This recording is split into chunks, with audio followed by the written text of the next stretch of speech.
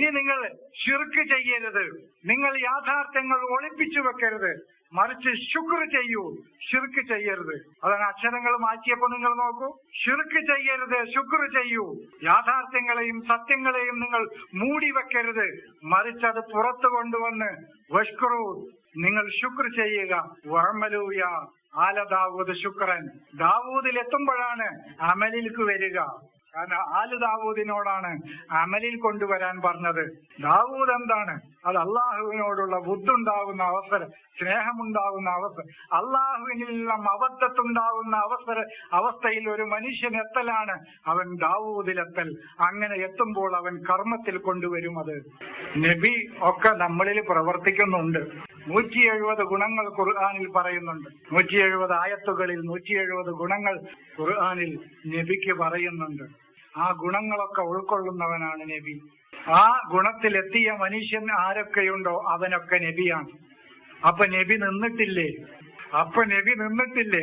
റസൂല് പോലും നിന്നിട്ടില്ല, എന്നിട്ടല്ലേ നബി? അപ്പൊ നബി ഏതുവരെയാണ്? നബി മൂസ വരെ നബിയാണ്. മൂസ കഴിഞ്ഞാൽ ആള് റസൂലായി. റസൂൽ എത്ര ആയത്തുകളിൽ വന്നിട്ടുണ്ട്? 500 ആയത്തുകളിൽ റസൂൽ വന്നിട്ടുണ്ട്. ആരൊക്കെയാണ് അള്ളാഹുവിന്റെ റസൂലുകൾ? റസൂലുള്ളകൾ 3 എണ്ണമാണ്. അത് ഞാൻ നിരവധി തവണ പറഞ്ഞതാണ്. അതൊന്ന് മൂസയാണ്, ഒന്ന് ഈസയാണ്, ഒന്ന് മുഹമ്മദാണ്. അപ്പൊ മുഹമ്മദ് നബിയല്ലേ? എവിടെയാണ് ഖുർആനിൽ മുഹമ്മദ് നബിയാണെന്ന് പറഞ്ഞിട്ടുള്ളത്? എന്നാൽ നമുക്കൊന്ന് പരിശോധിക്കാം. കാണാനില്ലല്ലോ. ഖാത്തമുൻ നബിയ്യീൻ എന്നൊരു വാക്കുണ്ടല്ലോ. അത് എല്ലാ നബിമാരുടെയും പൂർണ്ണത എന്നല്ലേ പറഞ്ഞിട്ടുള്ളത്?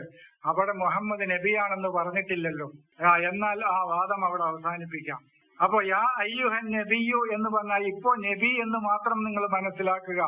തഅ്വീലുൽ ഹദീസ്, എല്ലാ സംഭവങ്ങളുടെയും ആത്യന്തികമായ അറിവ് കണ്ടെത്താൻ കഴിയുന്നവനാണ് നബി. ഒരു ഗുണം. തന്റെ റബ്ബിനോടുള്ള കരാറുകൾ മുഴുവൻ പാലിച്ചുകൊണ്ട് ജീവിക്കാൻ തയ്യാറുള്ളവനാണ് നബി. മറ്റൊരു ഗുണം. സൂറത്ത് അഹ്സാബിൽ പറഞ്ഞ മറ്റൊരു ഗുണം.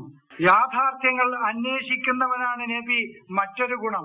ശരിയിലേക്ക് മാത്രം ചിന്തിക്കുകയും ആ ചിന്തകൾ മാത്രം പുറത്തു കൊണ്ടുവരികയും ചെയ്യുന്നവനാണ് നബി. മറ്റൊരു ഗുണം. ഇതൊക്കെ എന്റെ വകയല്ല വിശദീകരണം കേട്ടോ. ഇതൊക്കെ ഖുർആനിൽ പറഞ്ഞ നബിയുടെ കാര്യങ്ങളാണ്. അപ്പൊ ഈ ഇത്തരം ഗുണങ്ങളൊക്കെയുള്ള ഓ മനുഷ്യ, നിനക്ക് ഞാൻ ഈ പ്രശ്നങ്ങൾ പരിഹരിക്കൽ നിന്റെ മേൽ ബാധ്യതയാക്കിയിരിക്കുന്നു. അതാണ് അഹലൽന, ഹലാലാക്കി തന്നെടുക്കണു. അനക്ക് ഞാൻ നിക്കാഹ് ചെയ്ത് ഹലാലാക്കി പൊരുത്തപ്പെട്ട്, അതല്ല ഹറമയല്ല ഹലാലാണ് എന്നാണ്. ഹറമ എന്ന് പറഞ്ഞാൽ നിന്നെ അറിവിൽ ഇവിടെ തളച്ചിടുകയല്ല, നിനക്ക് ഈ പ്രശ്നങ്ങൾ അപഗ്രഥിച്ചുകൊണ്ട് മുന്നോട്ട് പോകൽ നിനക്ക് ഞാൻ നിയമമാക്കിയിരിക്കുന്നു ഓ നബി എന്നാണ്. കാരണം ആ മേഖലയിൽ പ്രവർത്തിക്കുന്നവനല്ലേ നീ. അതാണ് ഹറമയും ഹലാലും തമ്മിലുള്ള വ്യത്യാസം. ഹില്ല് എന്ന് പറഞ്ഞ ഒരു മുഷ്കില, ഒരു സങ്കീർണമായ പ്രശ്നം പരിഹരിക്കുക. ഹില്ലുൽ മുഷ്കില എന്നാ പറയാ അറബിയിൽ. മുഷ്കില, മാഫി മുഷ്കില. ഒരു വല്ല പ്രശ്നം ഉണ്ടോ? ഇല്ല, അത് ഹില്ല് ചെയ്തൂടെ? അതെ, അതാണ് ഹില്ല്. ആ പ്രശ്നത്തെ ഹറമ ചെയ്യലും ഹില്ല് ചെയ്യലും. ഹറമ ചെയ്യല് നമ്മളെ ഉമ്മഹാത്തിലാണ് ഹറമ ചെയ്തിരിക്കണം. ബേസിക് അറിവുകളില് നമ്മളെ തടഞ്ഞു വെച്ചിട്ടാണ്.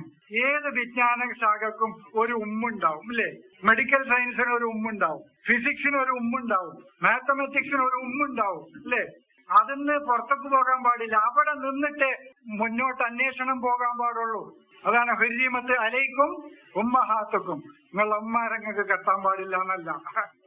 എന്തമ്മാരെ കെട്ടിയല്ലായിരുന്നു പോലും മക്കത്ത് എന്ന് എനിക്ക് മനസ്സിലായി. ഒരു ബേസിക് അറിവുകൾ എല്ലാ വിജ്ഞാന ശാഖക്കുമുണ്ട് അല്ലേ? മെഡിക്കൽ സയൻസ് പഠിച്ച നിങ്ങൾക്ക് അറിയില്ല. അവിടെ നിന്നിട്ടാണ് പിന്നെ അടുത്ത തറയാണ്. അത് ആ തറയെ പൊളിക്കാൻ പറ്റൂല. ആ ബേസിൽ തളച്ചിടനാണ്. അത് അവിടെ നിന്നിട്ടാണ് പിന്നെ അറിവുകൾ പണിതുണ്ടാക്കുന്നത്. അതാണ് ഹുരീമത്ത് അലൈക്കും ഉമ്മഹാത്തുക്കും. അത് നിങ്ങൾ മുറിച്ചു കിടക്കരുത്. അവിടെ നിങ്ങൾ വേലി കെട്ടി സംരക്ഷിച്ച് നിർത്തിയിരിക്കുകയാണ് നിങ്ങളെ അവിടെ. എനിക്കതിനെ കുറിച്ച് കൂടുതൽ അറിയില്ല, അതുകൊണ്ടാണ് ഞാൻ ഉദാഹരണം പറയാത്തത്. ഞാൻ അറിയാത്തത് വെറുതെ അവിടേക്ക് കൈ വെച്ചിട്ട് വഷളാകാൻ നിൽക്കണം. അപ്പൊ ഈ സമയം MC² ഒരു ശാസ്ത്ര ശാഖയിലെ അടിസ്ഥാന തത്വമാണ് അല്ലെ? അവിടെ നിന്നിട്ടാണ് പിന്നെ ഫിസിക്സ് ഉയർത്തിക്കൊണ്ടുവരുന്നത്. എന്നപോലെ മെഡിക്കൽ സയൻസിനുണ്ടാവും, ജോഗ്രഫിക്ക് ഉണ്ടാവും, ബയോളജിക്ക് ഉണ്ടാവും, മാത്തമാറ്റിക്സിന് ഉണ്ടാവും. അതിനൊക്കെ ഒരു ബേസിക് ഉമ്മുണ്ട്, ഒരു ഉമ്മുണ്ട്, അറിവിന്റെ അടിസ്ഥാനമുണ്ട്. ആ അടിത്തറയിൽ നിന്നുകൊണ്ട്, അതാണ് അഹലല്ല എന്ന് പറഞ്ഞ അണക്ക് ഞാന് നിക്കാഹ് ചെയ്ത് പൊരുത്തപ്പെട്ട് ഹലാലാക്കി നാളെ മുതൽ അവളെ കാര്യം തീർക്കാൻ ഹലാലാക്കി തന്നോക്കണമെന്നല്ല.